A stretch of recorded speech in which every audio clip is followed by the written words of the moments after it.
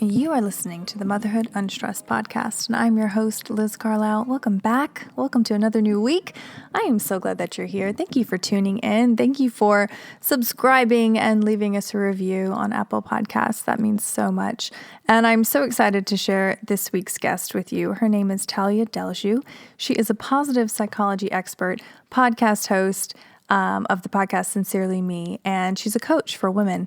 And basically what we talk about this week is the work. And what does that mean when you hear that term? I think if you are at all familiar in the personal development space, it's something that you hear all the time. So we kind of dive into what does that actually mean? And what do you need to do when you hear do the work? And I think it's really interesting because we talk about basically her experience with her clients and what these women are looking for. They're unhappy in their careers, they're unhappy with their lives, and it begins as a surface level thing. And then she goes deep and we talk about changing the storylines that all of us are running on, all these automatic programs that we've been given since birth, and what happens when you start questioning that program and questioning the matrix that we're all in, and what happens when you do that, and how can you expand your life. So again, if you've read the description about this podcast, it's not going to necessarily make you comfortable. It's actually going to make you uncomfortable because a lot of it is questioning everything that you've known, everything that you've been doing. But I think if we really get quiet, if we really dig deep, there's something internal that we know we need to change. Something's not right, something's unsettled, and there's a reason behind that. And when you do kind of sit with that uncomfortability and you're okay with it, amazing things can happen in your life. So I am so excited to share her with you today. I'm so excited to share her brilliance. And if you love this episode, please share it with a friend. Please leave us a 5-star review. And keep doing the work. Enjoy. This episode is sponsored by Motherhood Unstressed CBD. You can pick up your organic, third-party tested CBD in stores around the country or at motherhoodunstressed.com. Hello, Tallia. Welcome to the show. I'm so glad that you're here. We met not too long ago, and I felt instantly connected to the work that you're doing, just the vibe that you put out into the world. So welcome. Thank you so much, Liz. I'm so grateful for this opportunity and felt the same exact way. I was like, what can we talk about? Because there's so many things that I know you and I could explore to such depth. So I'm excited to see where we take the conversation today. Yeah, me too. But before we get into all of that goodness, take us back because you are a positive psychology expert. You went to school for this. How did studying that get you into, running a podcast, coaching women? Take us through that journey. Yeah, absolutely. So I'll start with college. So studied psychology undergrad, was just so curious about how the mind works, how we work, why we feel the way we do. I'm sure it's, questions a lot of us think about all the time, but for me, it was like, I need answers. I need to understand. And I had kind of gone through life observing, family dynamics and just being very observant and curious about, again, what makes us the way we are and what shapes our identities. And so I ended up getting a job out of college as a leadership consultant, working with women in college for a year, living out of a suitcase, hopping around city to city every 6 days, wow. And having conversations with women at a very early stage around how to make informed decisions about what's next. And that's kind of a theme that's continued throughout my career in terms of the type of coaching I do and the types of conversations I have.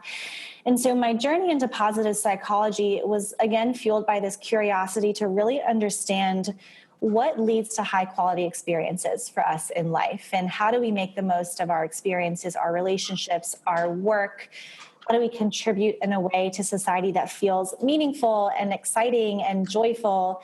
And how do we start to redefine and rethink about success and how we make decisions? And so how that translates into my work now is really on the foundational level of kind of deconstructing how we've come to think about who we are, our identities, and kind of supporting people in a way that helps them peel back all the layers and really kind of unlearn who they've become and why they do the things they do, to be able to live out of a more truthful space and to maybe challenge some of the ways that they've learned to be to really figure out, is this true? Is this my full whole self, or is this what I'm doing out of fear, out of assumption, out of doubt?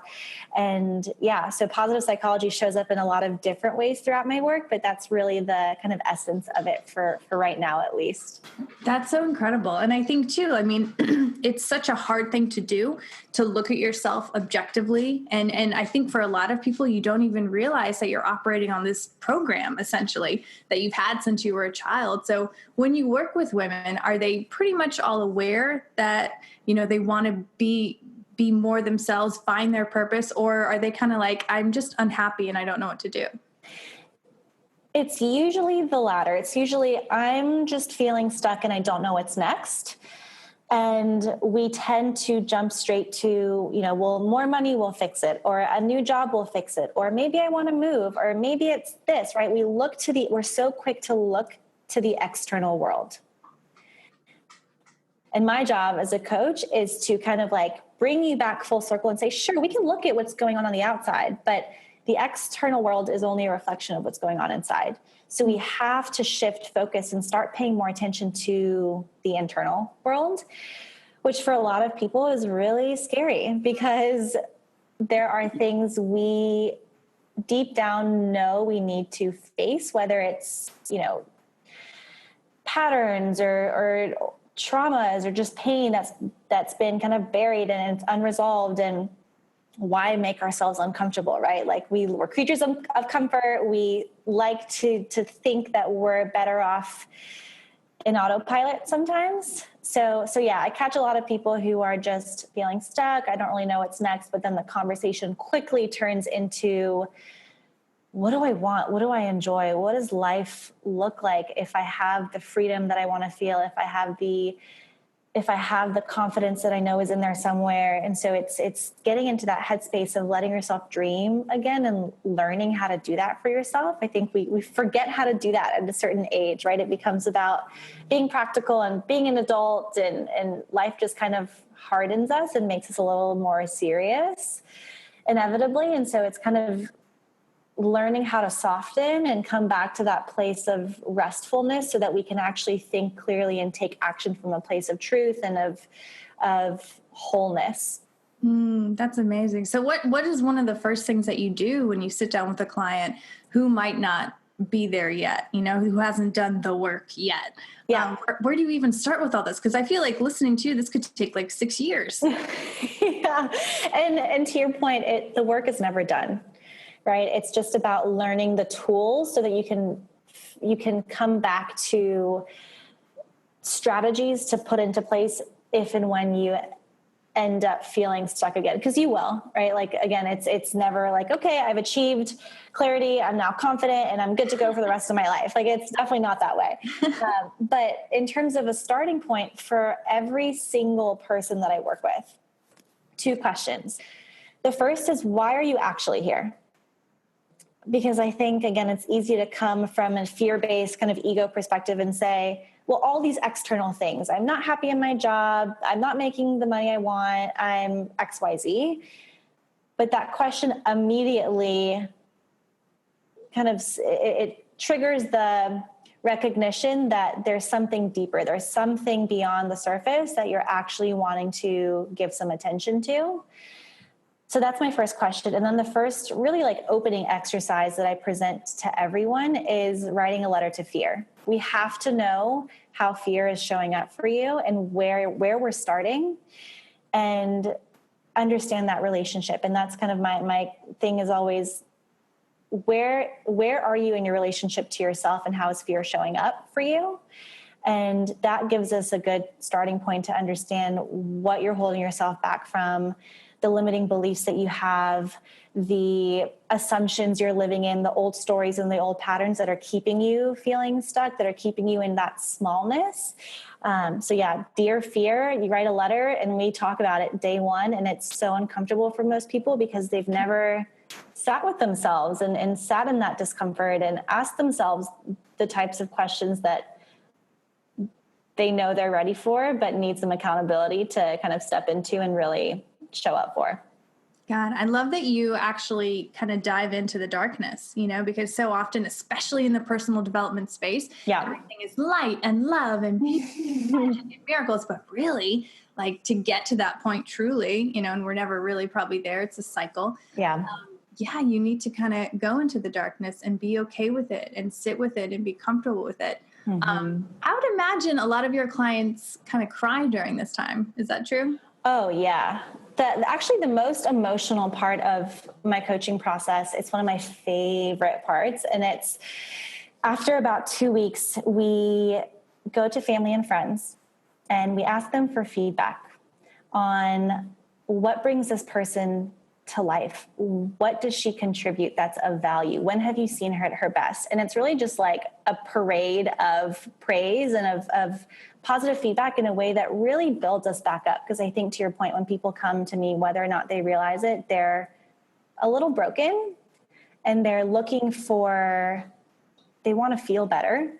On the surface, it's like, I just don't want to feel this way anymore, right? But bringing in people who are close to you and who know you and who really see you is such an important part of the process, because you finally feel seen in ways that you felt like you weren't.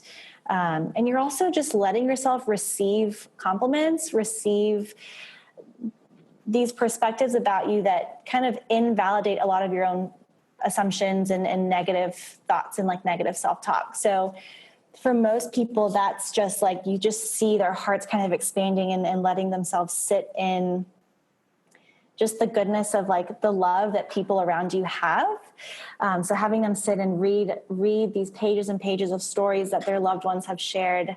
It's so rare that we ask people what they love about us, right? Right, because when would the occasion really come up except for at our funerals, right? I mean, yeah. We're not there to enjoy it. Absolutely. Man, so why is it, do you think, that usually it's an issue with work or it's an issue with career that brings women to this point where they're like, I need to make a serious change? I mean, that seems such a small part of our lives, but I guess it's not. So can you speak on that a little bit, how that's usually the entry to something much, much bigger?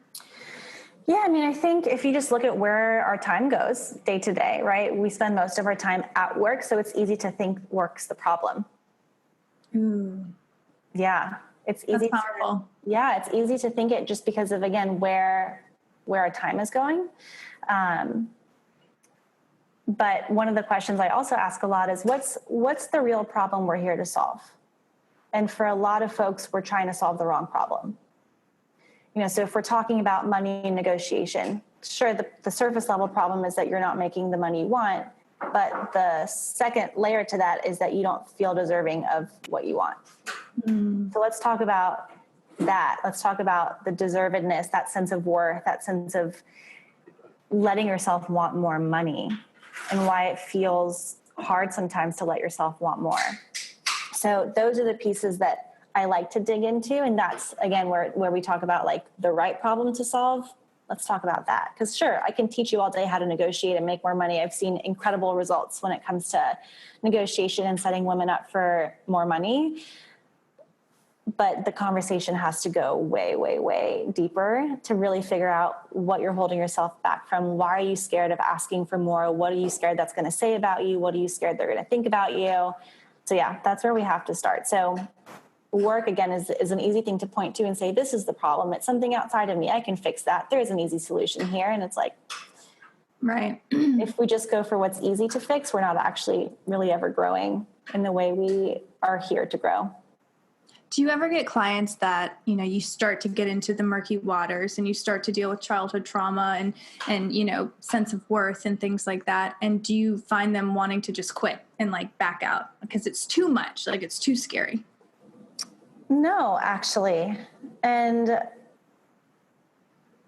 I think a part of that is because whether or not they knew they were coming in to do that work, I think where I come to is there was a part of them that knew they were ready to go there with themselves. So when they finally have the permission, time, and space to go there, I think most people are like, oh, finally, I can do this. Yeah. So there's a sense of relief, I think, more than there is like oh, no, thank you, I'm not ready for this. I also have to draw the line when it comes to like knowing what I'm equipped to do in my work and what I'm not equipped to do, right? So I come from a coaching world. I'm not a licensed clinical mental health practitioner. So there's a very fine line. And a lot of my clients see therapists. A lot of my clients are kind of coming at it from all different angles, which is ideal, if you have the means to do that there, because so much can come up and there's only so much I can do in the context of like what you came to me for. But I think for most, it's just relief because they're finally being given the permission they've been waiting for to explore some of these bigger questions for themselves. Now, is this something that you have always been really curious about? Have you always been a seeker as well? Like you said, you were really interested in finding out how the brain worked, but something about you tells me that you've always been a super spiritual person, because this is really spiritual work. It is. And I love that you said that, because I think for a long time I fought that because it's easier. And this was more like a story that I was told and I've had to unlearn over the past few months, is that it's easier to sell something that's tied to a very tangible outcome, right? Like I can help you make more money, get a new job, write a cover letter, like all this surface stuff, versus I can help you uncover your biggest limiting beliefs and show up in a bigger way. Which like that gives me chills. Those are the types of conversations I want to have. But I think as a business owner, it's you have to find the balance between what sells and what's needed and where you want to be. But yeah, it is absolutely spiritual work, and a lot of the shifts that I'm seeing in myself and my work and in the women who I feel like I'm now attracting because of that, is that there's this shift in the conversation from doing, right? What do you want to do next? What do you want to ask for? What do you want to get? What do you want to achieve? To doing to being, right? Who do you want to be? How do you want to be? What's trying to emerge for you in these situations? It's a very different conversation, and it takes a little bit of that perspective, whether it's a spiritual perspective or not. But I think there is an element here that requires feeling safe enough with where you're at in life to be able to say, okay, we're good here. Let's now take the time to explore on a deeper level in a way that's maybe not so tangibly tied to a direct outcome, but that once you do the deeper work, there will be positive consequences at some point down the road. No, I completely resonate with that, because I feel like when I started to move into just a vibration of being happy, and like trusting, I didn't know what was going to happen, but just trusting that I was going to be okay and that I was feeling good. Everything started flooding in, opportunities, people. Totally. Like it was almost too good to be true, in a lot of ways. So I would imagine that your clients are kind of seeing that and being like, well, I don't really know what to do with this, but I like it. I mean, I like this outcome. Yeah. So how do you communicate that to them? Like when you set expectations for working with you, I mean, is it just, yes, I can get you this, this, and this, but really we're talking about, like you said, a whole new way of being. Yeah. I think for most people, again, they're looking for that, but they don't know it yet when they first come. And like I said, we do end up achieving those goals. Like you come in and you're like, here's where I want to be at the end of the 3 months. Great. But just trust me in how we get there, right? So there are those external things start to shift, but only once you do the internal work. And I think for most people, it's like we start with the external. When I have the job, when I have the money, then I'll feel happy. Then right. And it's the complete opposite. Complete opposite. And maybe, you realize once you do the internal work that no shifts have to happen externally. You start thinking and seeing things differently, and you realize like, wow, nothing's actually different on the outside, but it feels so different because I've now created a new story about it that I feel better about. And at the end of the day, like you just said this yourself, we all deserve to feel good. We all deserve to feel good. And that's what we all just want to feel good. Right. So not to say we need to avoid the pain and kind of like be in denial of negative emotions. Negative emotions are extremely important for us to listen to and to pay attention to, but it's what you do with it and what information you pull from it to inform what's next for you. Yeah. And how important is story framing to you, like in your own life, in the work that you do with clients? Because I feel like that's something that affects everyone, and most people don't even realize that they're telling themselves a story. So talk to us a little bit about that.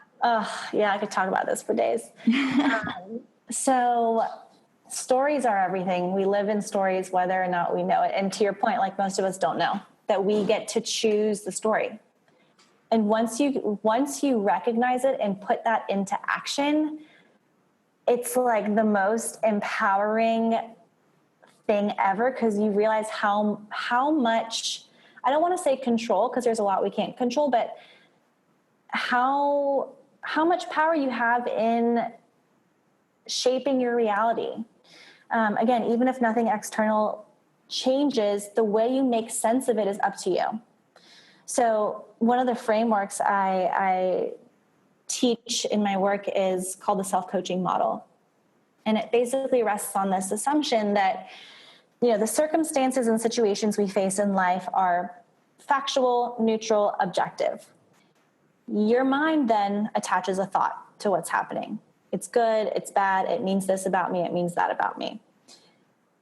That is where we forget we have power there. We can choose what the thoughts are.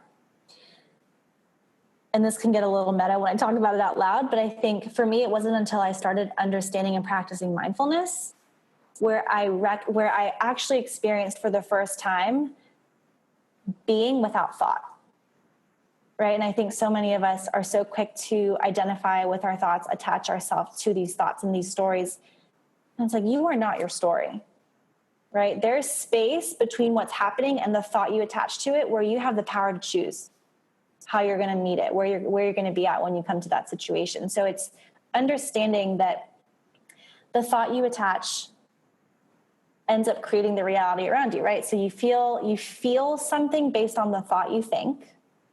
So the thought leads to an emotion. The emotion drives some kind of action. And the action leads to some kind of result that you're seeing in life. And this sounds really oversimplified, but it's super powerful if you put it into practice and recognize, okay, if this is a situation, if I look at it objectively, and this is the thought I'm attaching to it, the only question you have to ask yourself is it true? If I were in court, I work with a coach myself too, and she always asks me, if you were in court, standing in front of a judge, could you prove that your thought was based in facts? And most of the time, the answer is no. Absolutely. It's based in fear. It's based in assumptions. It's based in whatever story keeps us in our smallness.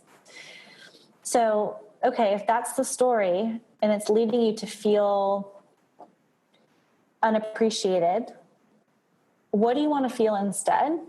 It's like this reverse engineering element, right? Like, what do you want to feel instead? And if that's how you want to feel, what's a new story that's going to make you feel that way? Regardless of the external circumstance changing, what's a story more based in truth that leads you to feeling how you want to feel? But what if people say, well, no, this is how it is. This is what's happening. How do you respond to that? Yeah. So part of it is, okay, this is what's happening. And I actually did this with a client yesterday. Her situation was that she's stuck a little bit professionally. She wants to open a restaurant with very limited knowledge in terms of how to do it, and has a million questions, right?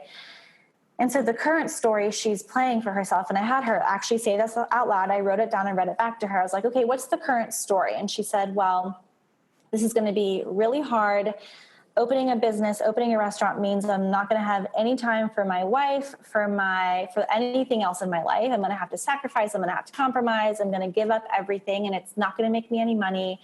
I'm not going to have any funding for it. It's not, basically just that it's not going to work. God. Yeah. And again, it's understandable that our minds quickly go to the worst case scenario, but what's the other side of the coin, right? What if it works? Not to say that we want to be in denial of the realities, but it's like, well, but what if it works? Let's make sure we're giving both sides of the equation some attention. So yeah, we can talk about this old story and it failing and what that's going to mean, but what's the new story, and how much of that can we base in truth, and how much of that can you feel confident in terms of the likelihood of success, right? So if a part of the old story is, in order to succeed, my success is going to depend upon me having all the right answers.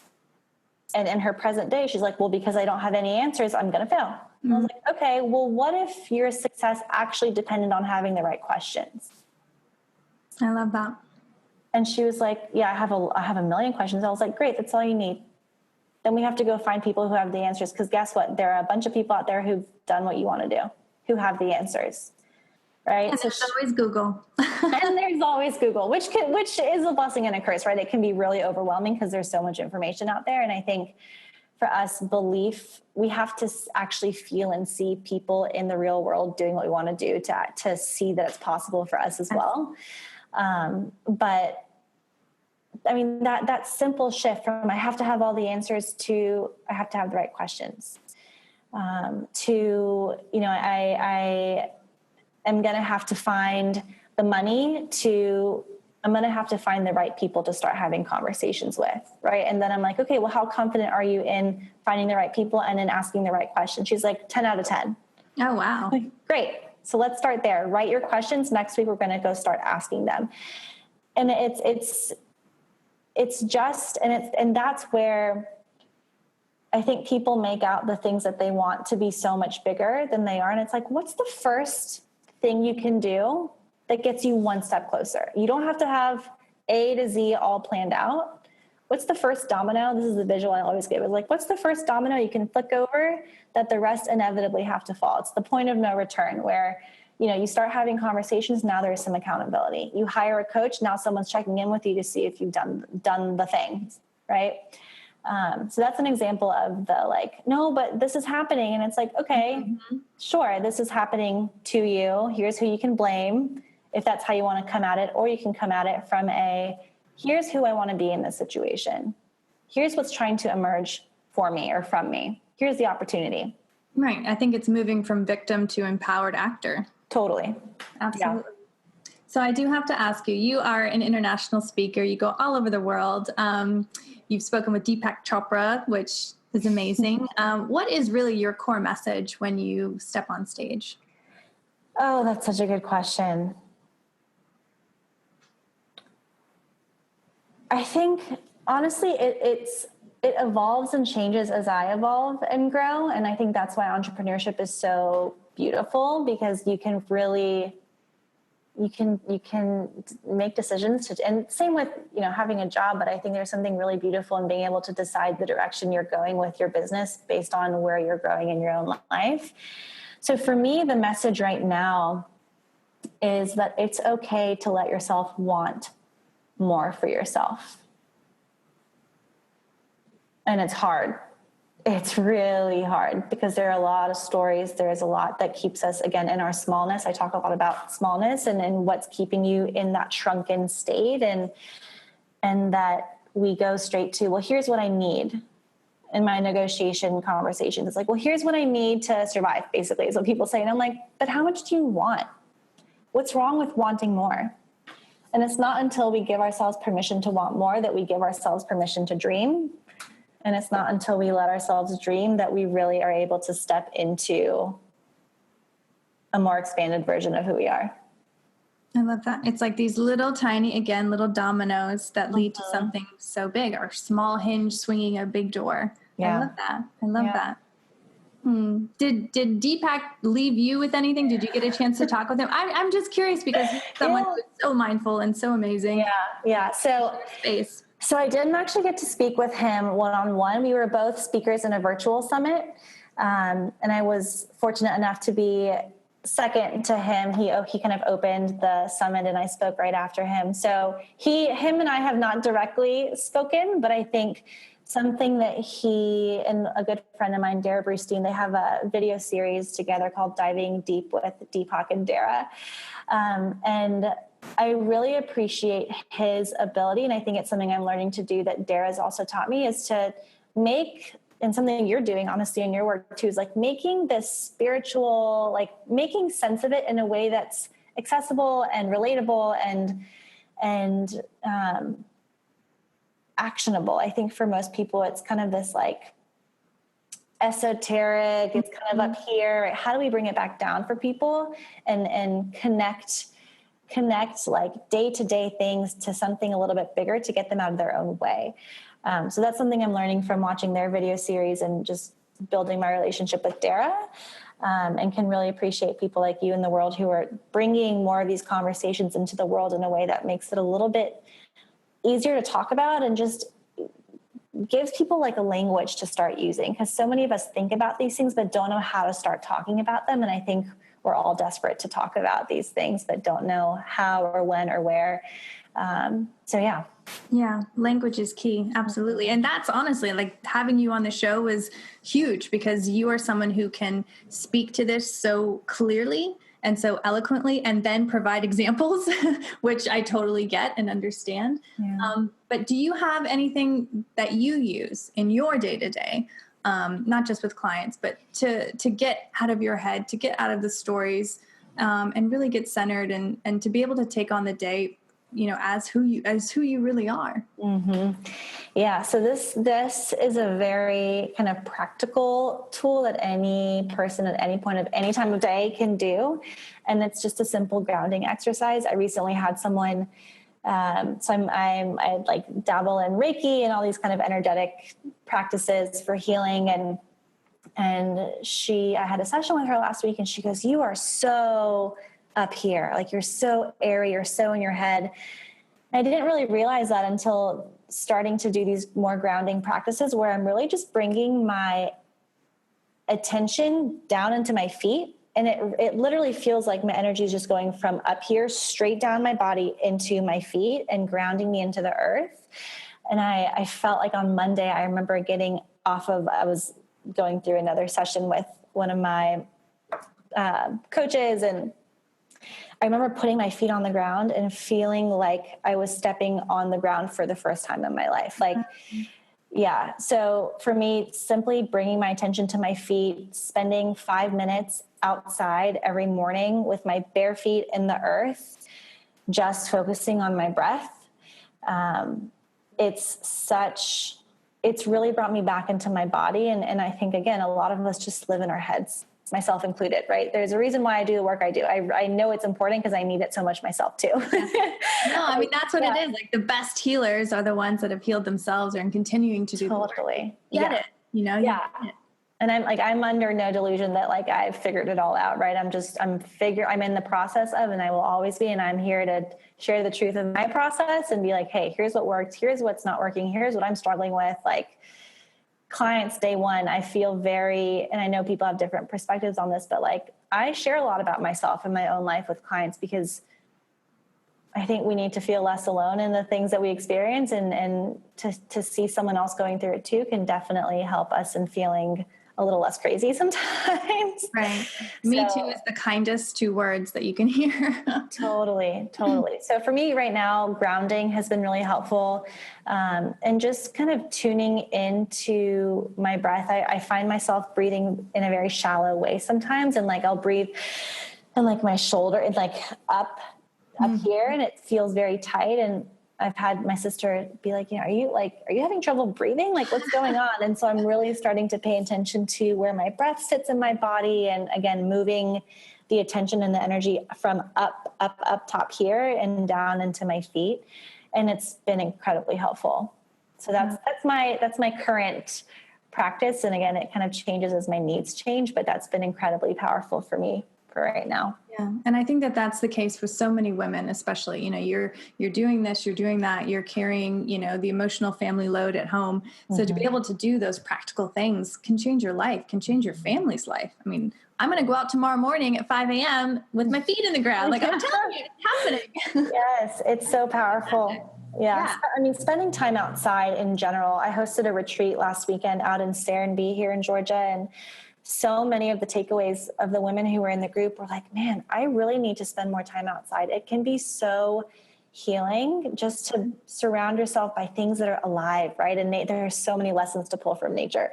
But just spending time outside, I think we underestimate the value of, and most of us are in 4 walls, like we're sitting surrounded by walls, and we're we've lost touch with what is natural and the natural state of being. So I think getting yourself outside is one of the best things you can do, whether it's 1 minute or 30 or 10 seconds. I couldn't agree more. I love it. So we are to the point in the interview where I do the rapid fire questions. So are you ready? Okay. Let's do it. Okay. A meaningful life is?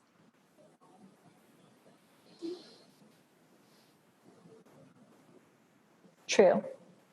I'm grateful for? Where I am today.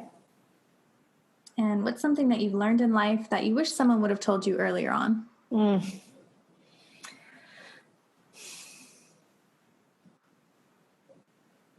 You are not as responsible as you think you are for how everybody else is feeling.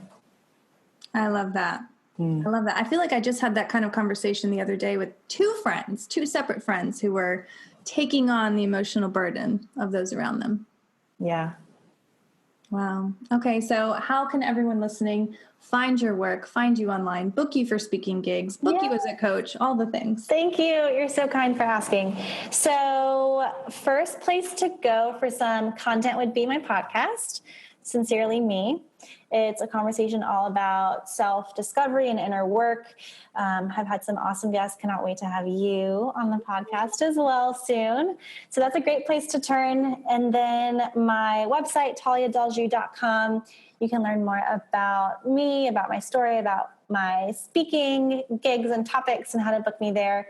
My signature program in my business is a year-long coaching program. If you're ready to go big, go deep with yourself. It's a year-long coaching program for a small group of women to really help them figure out where in their life are they holding themselves back and what does it mean and look like to show up more fully in a way that in the way you know you're meant to and supposed to. And so it's monthly group calls, it's weekly lessons from me, and it's 2 retreats throughout the year. And I run 3 cohorts of women throughout the group per year. So the next group starts in January, and the wait list is filling up quickly, which is so exciting to see. And yeah, it's something that you have to be ready for, right? To our points earlier, if you're willing and ready to have that courage to turn inward and to kind of say, okay, external world, I see you, but I'm ready to really figure out what's going on here.